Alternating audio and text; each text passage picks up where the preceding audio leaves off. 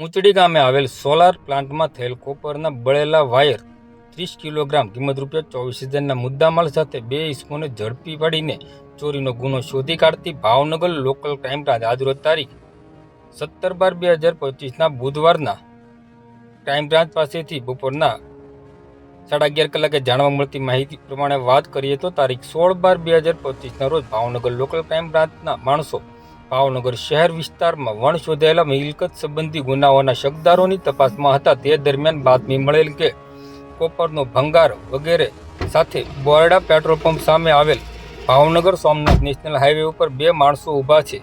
તેઓ કોપરનો ભંગાર ક્યાંકથી ચોરી કરીને લાવેલ હોવાની શંકા છે. જે બાતમી આધારે તપાસ કરતા બે માણસો મુદ્દામાલ સાથે હાજર મળી આવેલ, જે અંગે મુદ્દામાલ રાખવા અંગે કોઈ પણ સંતોષકારક જવાબ આપતા ન હોવાથી આ મુદ્દામાલ તેણે ક્યાંકથી ચોરી અગરતો છળ કપટથી મેળવેલ હોવાનું જણાતા શક પડતી મિલકત તરીકે તપાસ અર્થે કબજે લેવામાં આવેલ. આ મુદ્દામાલ અંગે તેઓની પૂછપરછ કરતા આજથી 2 દિવસ પહેલા રાત્રિના સમયે ઊંચડી ગામમાં આવેલ સોલાર પ્લાન્ટમાંથી બળી ગયેલી કોપર ધાતુના વાયરની ચોરી કરેલ હોવાનું જણાવેલ. આ અંગે કાયદેસરની કાર્યવાહી કરી ડાઠા પોલીસને સોંપી આપવામાં આવેલ છે.